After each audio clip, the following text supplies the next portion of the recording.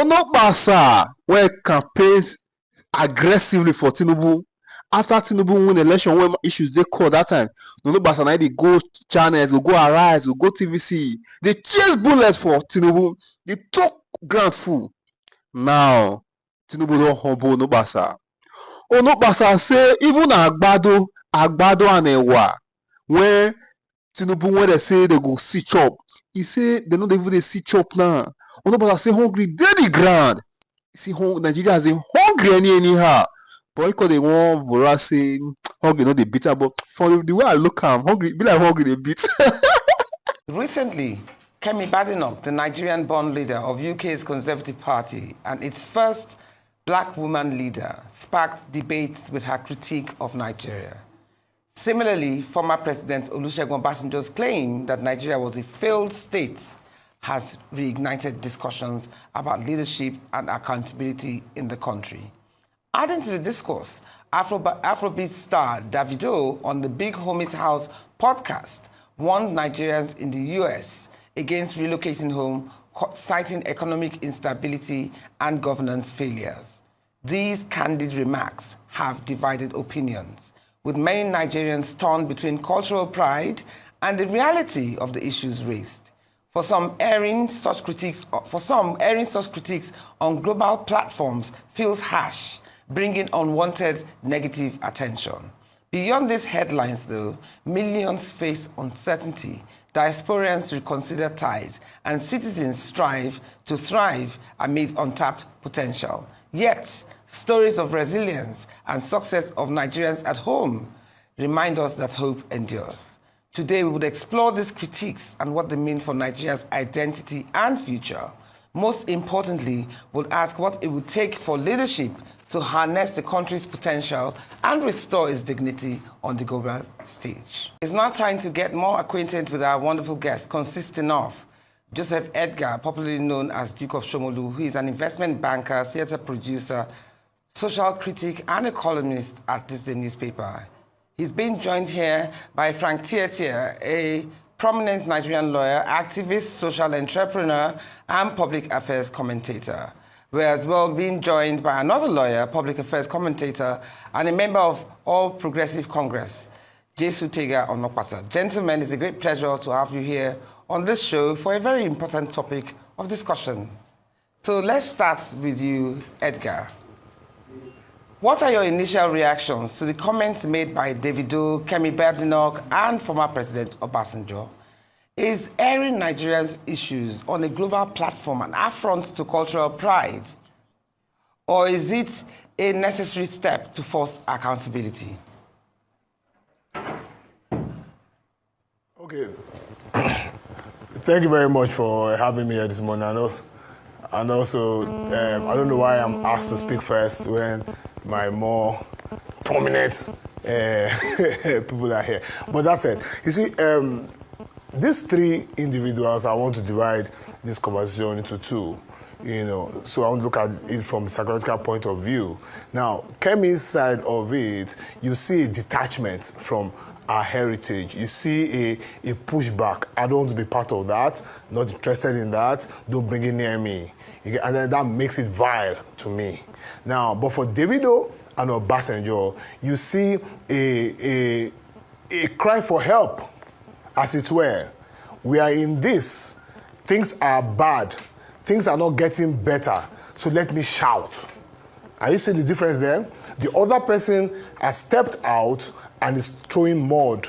These other two, are out there globally trying to use their weight, trying to use their influence, to pull in global attention to the problem, to the very, very unique problem that we are facing in this country today. So you will see me in my writings standing very firmly with Obasanjo, standing very firmly with Davido. I don't even know why Davido has been pulled into this conversation, because I looked at everything. He didn't say anything wrong.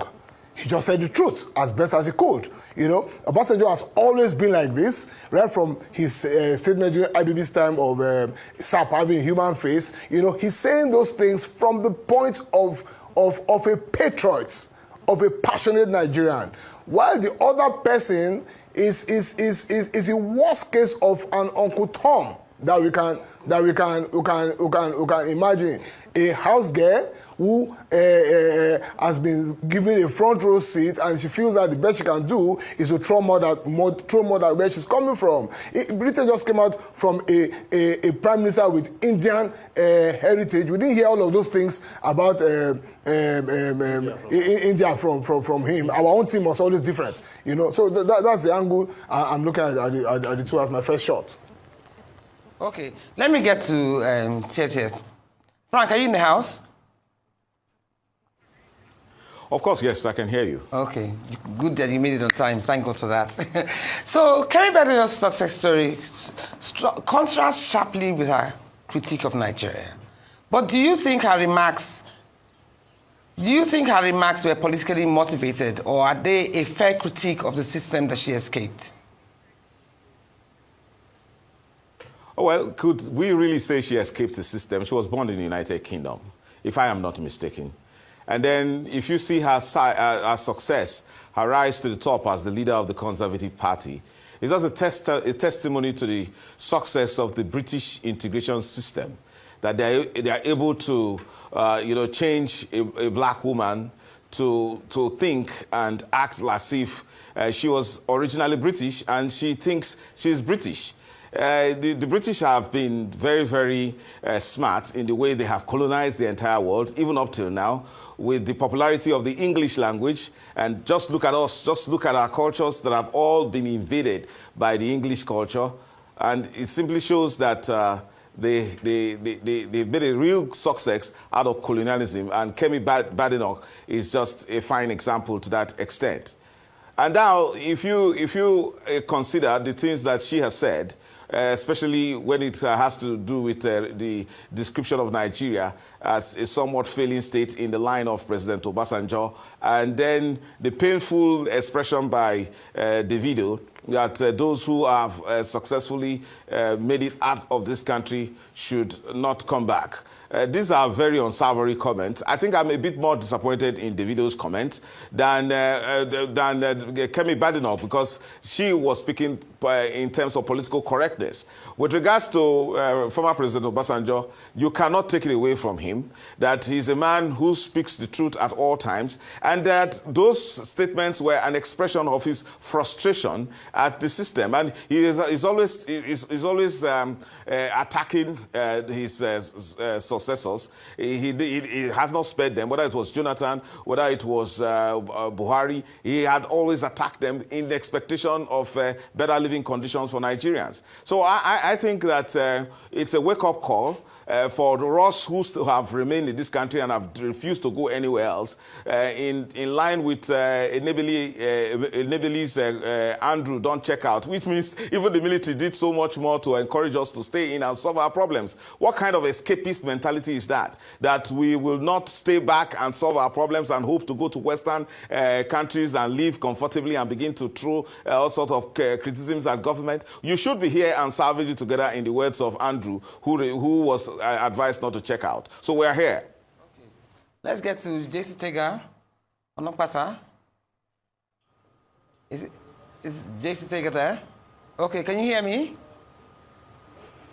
Hello, how are you? Can you hear me? Onokpasa, can you hear me? Okay, while we're trying to sort Onokpasa out. Okay, can you hear me, Onokpasa? Can you hear me now? Okay, let's get to the next guest. Let's get back to Edgar. Edgar. My Rasta brother. So, how much responsibility, all this apportioning of blames, how much responsibility do the Nigerian people bear for systematic issues that were raised and have been criticized? Are we too focused on blaming leadership while ignoring social complicity? Okay, Okay, so now your question is very hard. It'll be big English, all of that. You can see, I've always pushed for the emergence of the followership. You get, because we've tried leadership since that this has failed us consistently. You get, so let's start trying followership. You know, we can't get it right if the followership is not right. You know, so take for example what just happened this week at the Abuja court case with Yahaya Bello. You see people that he has been alleged to have stolen from coming to court and hailing him to the extent that he now had to ask them, you know, to calm down and allow the court proceedings to go ahead. You can see that the problem is not the followership.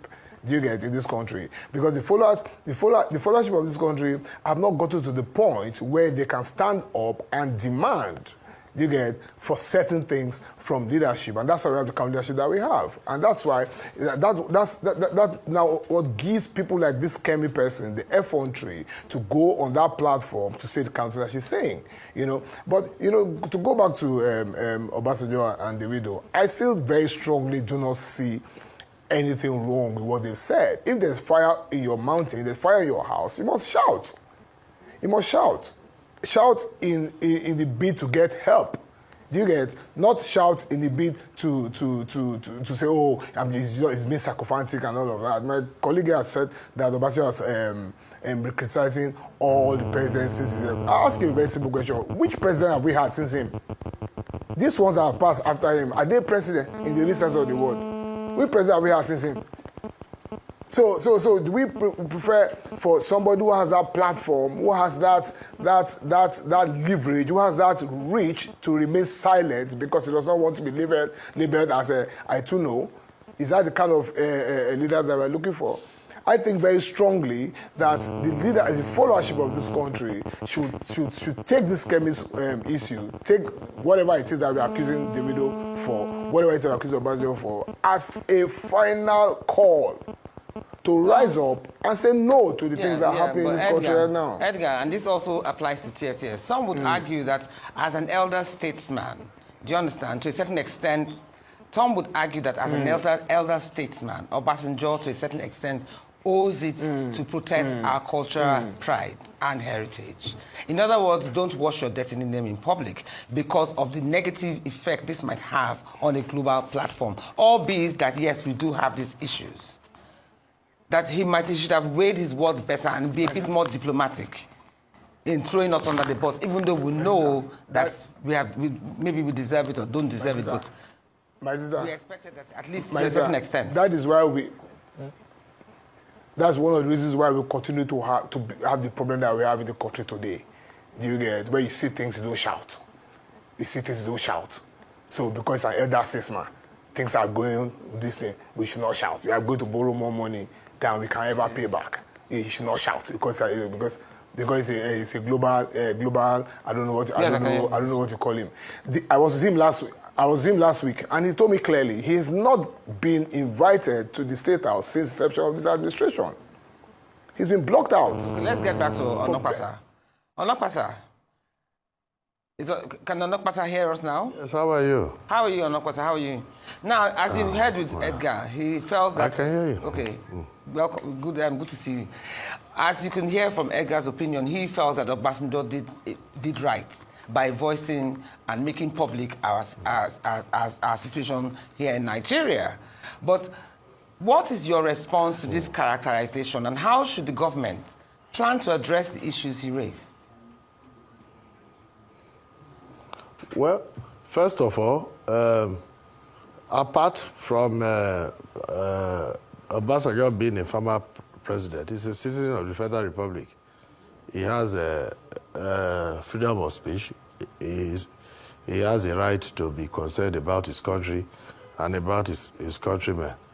So also my little son, David Adeleke Davido. And I'm a bit nuanced about Kemi Badenoc's own intervention. You know, it seems a bit too servile. You know, you are over there. She seems trying too hard to please the British to integrate herself into their system. Nevertheless, we must acknowledge what is. Citizens are hungry. Simple. They are hungry. That's a statement of fact. And that is not what we envisaged when we were campaigning or forming a government. Far, far, far from it. In fact, it got to a stage that we were being called Agbadurians, and our boast was that we will produce so much food for Nigerians that all Nigerians will become Agbadurians as well. Where is the food? There's no food. Rather, we are busy in fighting, you know, and then we claim to be fighting corruption. As far as I'm concerned, there's arguably more corruption going on right under this administration, under one nose, than we are trying to fight in previous administrations. You know, so I don't begrudge them their criticism at all. It is for us as a government to wake up and do the needful to take care of our citizens. Thank you. Can we have Frank back in the house? Oh, yes, indeed. Okay, I was just going to ask you, because some people have also complained that there's been no response from the government based on these criticisms. So how might the presidency's silence on Obasanjo's criticisms and Kemi and Davido be interpreted politically? Does it reflect restraint, indifference, or a lack of coherent counter-arguments? I think it's an acknowledgement of the obvious and rising above churning out well-scripted responses that are becoming very much tiresome. And they know that they don't want to continually play to the gallery of usually issuing empty statements in response to obvious truth. Has our country really not failed? Have we not been a disappointment, not to ourselves alone, but to the entire African continent? You need to know how much the rest of Africa is so disappointed in Nigeria, the supposed giant of Africa. So is it because the rest of the continent is being, modest by not telling us that we failed them? Do you know the height from which Nigeria has fallen? Well, do you know, I mean, not to even talk about history, the one I even experienced in my 5 decades on this earth, in this country, in the 70s. So please, I want to hold a bit of some brief for Kemi Badenoc. She has to do everything she can to distance herself from this kind of quagmire that we have here in this country. And then she should mind her business. And I said, whatever she has said, how much she decides to, to stay away from the Nigerian situation, to disconnect from the very many calls by Abike Dabiri to get connected, she is well justified. And it simply testifies to the fact that the British have successfully brainwashed somebody, and the person who is black, who has a black skin, actually thinks she's white. So she's entitled to that. We cannot hold anything against her. And if she continues to say that, to distance away herself from Nigeria, that's perfectly in order. Now, but to criticize Obasanjo, it's out of place. That's a man, apart from being head of state, he fought a civil war. And to think that after he left as head of state, he devoted much of his time into becoming an international statesman, promoting peace and promoting the dignity of Africa, fighting against apartheid until it was dismantled. Obasanjo should at every point in time be very, very uncomfortable with the state of Nigeria, given the dreams that he had in the 70s, given the dreams that he had when he handed power over to Shagari in 1979. I keep maintaining that, well, I'll stay within the ambit of your question, whether the silence of the presidency could be misinterpreted. It cannot be misinterpreted. It is simply an acknowledgement. I will maintain, I don't know whether I was able to make this point enough. How on earth would a very, very influential personality like Davido, it doesn't matter whether he's a very young person, he's an astute musician, very successful, in fact, he's a pride of Nigeria, having taken Afrobeat to a new height. And then you use that kind of influence to discourage persons abroad not to come back, forgetting that this Nigeria is supposed to be the headquarters of the black man in the entire universe, in the entire earth. You imagine that? So if we have a problem here, if our country is dysfunctional, shouldn't we have the best brains of the best Nigerian brains out there to come here and salvage the situation, whether politically or in terms of applying technology or investment? So that was a huge disappointment and a big blow on the part of Davido. Now, for the presidency, it is time for us to go beyond those old Tieti, I have to interrupt you there. Because on one hand, you're saying it's okay for Obasanjo to criticize Nigeria because of who he is, and Davido can't. Both of them have done well for Nigeria. Both of them are good ambassadors for Nigeria. Please. Excuse me. Davido wasn't criticizing Nigeria. Davido was discouraging persons who have successfully jackpot in quote from coming back. I mean, why should it be? So what kind of message is that? Criticize. That's the problem. Wait. Criticize and complain are almost the same thing. Obasanjo said it was a failed state. Davido said don't come back to Nigeria. If you take them. So if you put them in parallel to each other, I feel it's obnoxious and highly offensive to discourage Nigerians from coming back. Whereas the peculiar problems we have here can only be solved by Nigerians and not looking up to persons abroad. Yeah, but Obasanjo also said it was a failed state. Of course, look, if you look at the failed state index, where are we in the failed state index? So if the man is referencing a matter of fact, are you blaming him? Look, what are we talking about? How do you become a failed state? Are we not a failed state as a matter of fact? Now, should that be a basis for us to say we should abandon the state? No, it's simply a call for us to wake up. I think that's a mischaracter. That's a mischaracter. Can I say something? What the young man, David. Can I say something? I think they said, okay. He was, hello? Somebody's talking. Can I say something? Yes, can we get back to Edgar? Sorry, let me just say something. Edgar, you were saying something. Yeah, please. Nigeria is not a failed state. Nigeria is an almost failed state. There's a big difference. Because we still have a semblance, no matter how caricature-like you get, of order. We are not yet in total anarchy. Do you get? So we are not a failed state. We are almost. You know, and that between almost and failed, do you get me now? Can be 100 years, can be 1 week. Okay, do you see any Davido's case, I'm coming. Go ahead. Yes, there's a massive difference. There's a massive difference. And I don't think that what Obasanjo was saying. I think Obasanjo was just shouting a note of warning.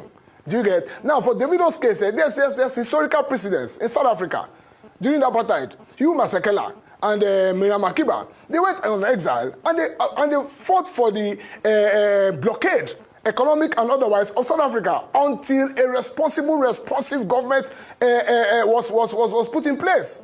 You get? So Davido, with all of his global influence, for me, is saying the same thing. He's not saying that I'm not Nigerian, like Kemi is saying. He's not saying that Nigeria is I don't want where I'm running to come and watch than where I'm coming from. He's just saying that for now, you get, don't go there just yet. And do not forget that Davido is in the opposition. His uncle is PDP, and he fought for a PDP government in Lagos. And Davido is politically conscious. He was among the initial leaders of the NSAS before it went haywire. Now, for Kemi, I don't blame that Kemi person. Honest to God truth, I don't blame that Kemi person. I blame our leaders who not get sense, who don't have respect for themselves and dignity. What is Abike Dabiri looking for there? I don't die. What is Abike Dabiri looking for there? What do we need her for? If we are a country that respects themselves, 200 million people, what do we need Kemi for? Did we vote for her to represent our interests there? The woman, I tell you, what will the photo op even do for us? Nonsense. You get 200 million people. Britain is an island. If we have respect for ourselves, if we have the kind of leaders that should take us to where we are going to, then Kemi should be rushing to us for help. Who the hell is Kemi? What is she? 1976, she was in Surulere here now. See, we must begin to learn how to position ourselves with dignity. We see our president in international photo ops standing at the back.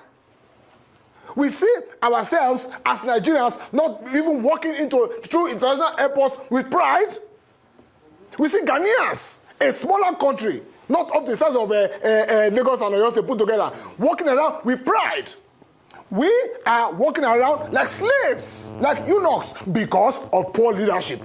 And then when a international giant like Obasanjo stands in the public to say, oh, there's a problem, we say he's not the bath. See, the federal government have replied him. let me correct you, Ruth, and my brother here. Federal government replied him. That man, Sunday Dare, issued a statement. I refuse to read that statement because that statement is just a template from the Buhari regime. Anytime Obasanjo says something, they will say he's not a bath. They will say he's not a chop. They will say he's a polygamist. They will say he's a pedophile. How does that change the exchange rate of the naira? How does that change the leakages that we are seeing in this country? How does that change the continued rubber stamping of federal government policies by the State House of Assembly? Whether Obasanjo the bath or not the bath. You get? The government replied him in the same way they've always replied him ever since he has put it upon himself to be. Obasanjo can be a Gowon. Is that what we want? If that's what we want, not a problem. Obasanjo, a Gowon who just does, it's not, all he just does is let us pray. You get? He can be, but his man has said to take all the insults that is thrown upon him just for the truth. For the truth. And what is the truth? What exactly did he say? What has Davido said that is far from what is going on in the country? Inflation is 33.something% and is rising. Okay, let me get to Onokpasa. The exchange rate. Let me get to Onokpasa. Okay. You know, so not only you be my guest. Let me get to Onokpasa. So Onokpasa, I wanted to ask you something. If Kemi Badenoc had remained in Nigeria, many argue she would never have risen to her current position as leader of the UK's Conservative Party. So when do you think the man no man? When do you think the man no man era would end? Align merit to take precedence in our political system. What further steps can the government take to foster inclusivity and reward merit over privilege and connections? I don't know. And frankly, I don't even care. The truth is that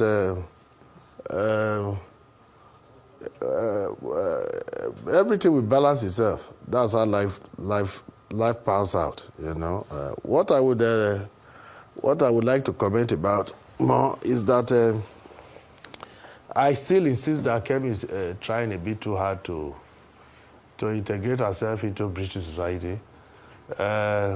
There's no need to disparage the people you left back home because you are the leader of the opposition in Britain. I wish her well. I actually envisage her becoming Prime Minister of Britain, and when she does, I will make sure I'm there to give her a very big hug and tell her how proud I am of her. But there's just no need for her to. Okay. Do you ever think a time? Nigeria. Do you think a As time? for Davido, he's a young man. Hello. Sorry, let me let you finish. He's a young man who is just concerned for his country. I have fundamental differences with Olusegun Obasanjo, but you do not attack the message rather than the messenger. So if we were to address the message, is the message false? The people are hungry. Can we just concentrate on that? If we can't reduce the price of fuel, if we can't reduce the electricity tariff, can we just produce enough food to feed our citizens, for God's sake? Simple. Do you ever think a time would come? Will people buy cars, 200 million, buy this, buy that? Can't we buy tractors to plow the land and feed our citizens? No, I'm not hungry. Do I look like a hungry man? You like sell food in fact, my problem is to have appetite. Yeah, I'm hungry. So people are hungry. The majority of us are hungry. No, let me ask you a question. Do you ever think a time... Who says he's hungry? Edgar. Do you ever think a time would come? Do you ever think a time would come when godfatherism and man no man would not play a role in politics? Can you ever see it happening in our government? I don't think so. I don't think so. Not to talk of women. Why I don't think so is that, you know, we just spin narratives in Nigeria. What is a godfather? A godfather is really just a mentor. It depends on how it works. If for instance, if it's a question of one man saying, nobody can be anything here without me, That is the bad side of godfatherism. If it is for me to look at a young man and say, you have potential, I think you can do this, you can play this role, then I support the person. Well, some people will still say I'm a godfather. I would prefer to say I'm a mentor. So it all depends. It takes somebody to lead someone somewhere. Even our Lord Jesus Christ still depended on John the Baptist to show him the path. So it depends on how you look at it. But this crazy system of some people just holding everyone else to ransom, and without me you can't be anything, that one just has to. It will certainly come to an end. It's this like a teething process. Water we find is level, and we will get better. Let's not lose hope in our country. Okay, let's have Tia. Edgar, it's not your show, Edgar. Keep quiet. Let me ask you my guest questions. Stop talking. Okay. Shush. So let me ask you, Frank, what role do you think international partnerships play in helping Nigeria tackle its challenges? And how can the government leverage such alliances without compromising its sovereignty? Oh, that's a very fantastic question. And it's so loaded that we can take a whole day trying to deconstruct it. First, do you want to know whether it's the international community that has contributed to the problems of Nigeria today? And then, like I wanted to open with, I said we are looking at a contrast of many successes versus the failure of Nigeria. So we should be, concerned about why we are a country on its knees now. But you have asked a very good question that can actually unravel the reason. First, the international community does not owe us anything. As a great country that Nigeria has been, as the leader, a sort of leader of the non-aligned movement in the African region, in the African continent, the leader of Africa, we led African liberation in this continent, and we are not getting enough credit for it. This is a great country, and I'm very proud of this country anytime, any day, irrespective of the failing situation that we are in. However, if the international community does not like Nigeria, do we know that? And I will always respect the memory of Fela Adekunle Kuti, who has always reminded us that these same people in United Nations, you think they have your interest, or you think the colonial masters have your interest, or the ones that our highly respected president just visited, you think they have our interest. So what are we? You are thinking about the donor funds that are coming to massage and then to further extend their influence and find ways to keep us in this state of bad leadership. See, we need to realize that we are a country that has lost unity of purpose. That's why the competition in domination or in dominating one another is what has brought us here. Do we have a unity of purpose like the Great Britain, or like that has now made so much of a success of its colonial past and has now made Kemi one of our own to be theirs now that she's rejecting us?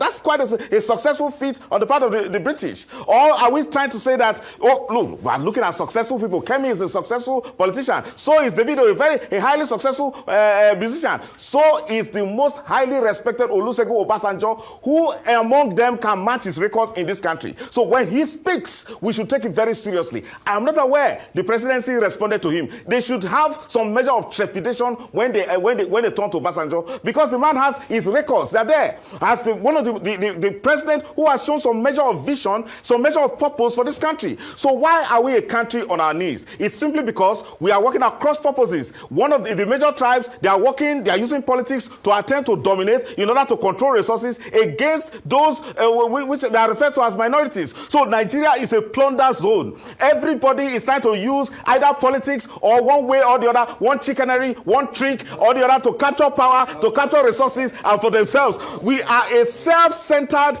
people to the extent that nobody, that may be extreme, that we hardly have persons who are at leadership position, especially at the center, who has the interest of this country, the future of this country, the future of the children of this country. That's why we're on our knees.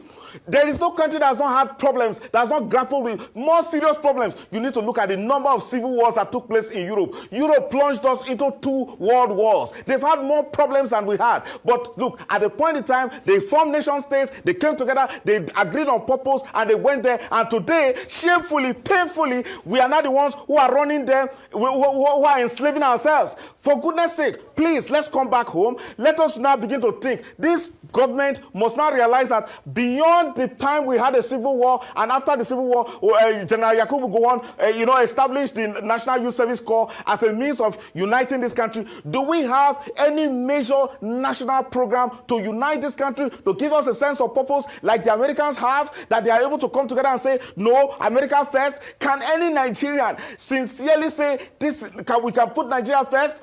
Rather, what we have are a group of persons who constantly talk down on this country, and then we are angry. Why should we be angry? If we are angry, let it be righteous anger. Why should Kenya? Kenya is now leaving us behind. Ghana is leaving us behind. Everyone is leaving us behind. Whereas the Almighty God made us a natural-born leader in this continent with all our resources, with all of these fine people, highly talented, who are shaking the whole world. Something is wrong, and it's up to us to solve it, and not looking up to the international community.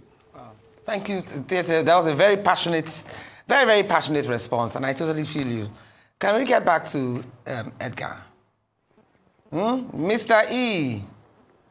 Okay, as bad as... I know so you did here. As bad as the situation is, they always say behind every dark cloud is a silver lining of sorts. I don't know whether that is appropriate to use now, but yes, the phrase does exist. Now, let's talk about the success stories, because there are some success stories. So the success stories of Nigerians definitely striving against all odds prove that opportunities do exist. So how can society amplify these narratives to inspire others while still holding the leadership accountable? Okay, so I always say something that the political space is the last frontier. So the silver lining in this dispensation of doom, began to show during Obasanjo's administration, where he was able to rebuild the middle class, based on the economic reforms that he did. So that silver lining has been in place from then till now. So look at other sectors are evolving, are reforming, are performing according to international set standards, and that's why they can compete. With international business. So look at the economy, look at technology, look at entertainment, look at media, look at the studio we're sitting down here with now. This Arise TV is competing very favorably. Against CNN and the rest. 5, 10, 15 years ago, you walk into any office, you see people watching CNN and Sky News. Today is, I don't know, maybe not say go there and they talk about, but it's actually the Arise TV that they are watching. So you find out that the silver lining has come, impacted other sectors of the society. It's just this political part of it that I say having the kwashoko. It's just the political part of it. And sadly, the political part is the one that now decides and controls the other side of it. Do you notice something here in the picture that released in France? Elumelu was in front. Dangote was in front. BUA was in front. I don't know why that was done. Our ministers were at the back. So that shows you that the silver lining has reached France. You get me now? So do we expect a considerable change in political space? And I say yes. And what will happen there is what they call the natural selection. Whether we like it or not, we are human beings. People don't live forever. People will go. Azikiwe went. Awolowo went. Abacha went. That man in Badenoc, that Amalaman, Adedibu went. You get? Now, we said that if someone says he wants to rule for life, leave him. We leave him there. So which takes us back to followership. So the question now is that, are we ready as followers to consolidate on the reforms that natural selection will throw at us? That is the question we should be asking ourselves today. And I want to say now that our generation, Shoyinka called generation wasted generation. My own generation, I'm 55. My own generation from 40 to 60, I don't even know what to call us. I don't even what's past wasted. Because we were thrown up in servitude. Arrested development. We were trained to be servants. Engineer, doctor, we're executioners, we're not thinkers. Now, that's why I found out that somebody, my column coming out tomorrow, I labeled some Nigerians centurions. A centurion is somebody who is above 100 years of age, but officially he's saying he's 80 and 90. So I named the centurions, and I'll name them here now. Obasanjo is a centurion. Tinubu is a centurion. Asue Ighodalo is a centurion.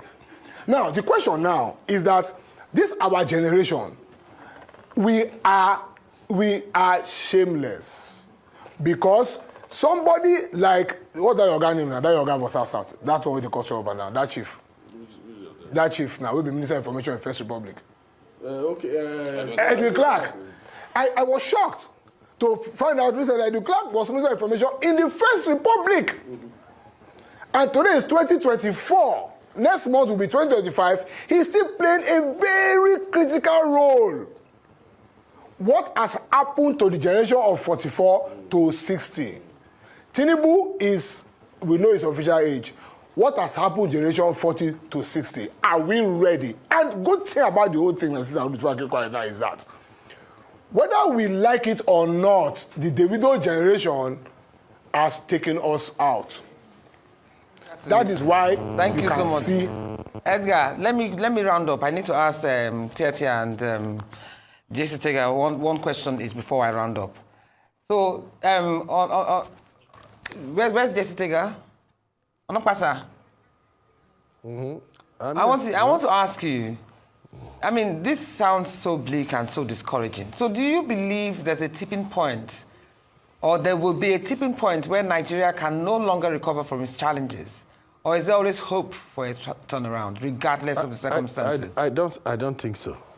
I don't think so. In fact, a long time ago... You don't think there's a turnaround, any tried hope to of a turnaround? resolve the problem.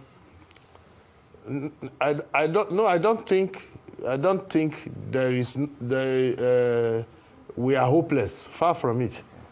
I resolved it both philosophically and mathematically. There is so much resources you can devote to evil and retrogression.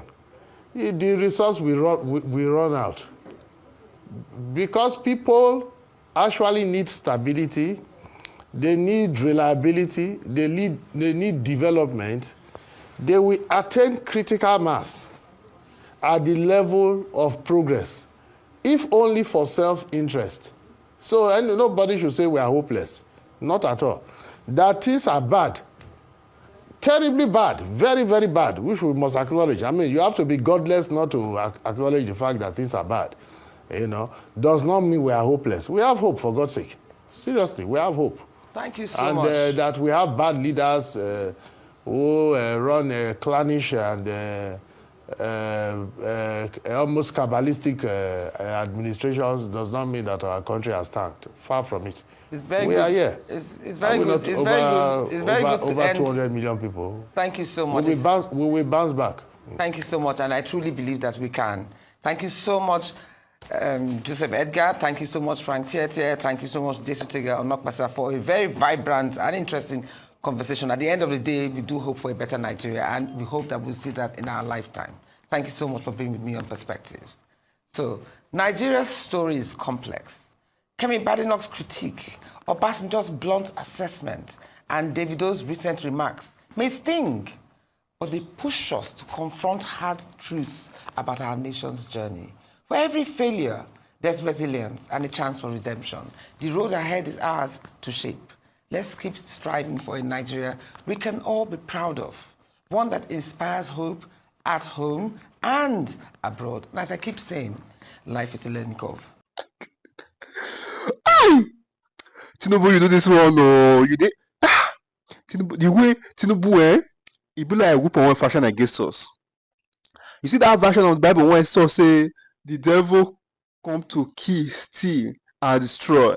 Now, if that one, what Tinubu represent Nigeria with that one? Guys, Tinubu come now he humble everybody from top to bottom. Yeah, now he spread hunger across everywhere. Every household of Nigeria now they test the shaking of President Tinubu. Ah, this is our president, sha. I don't know the kind of contract when they say no. You understand? Because I don't know whether they don't get conscious. I don't know whether I don't know say Nigerians they feel pain. They go through a lot of pain, but they don't understand. You understand me now?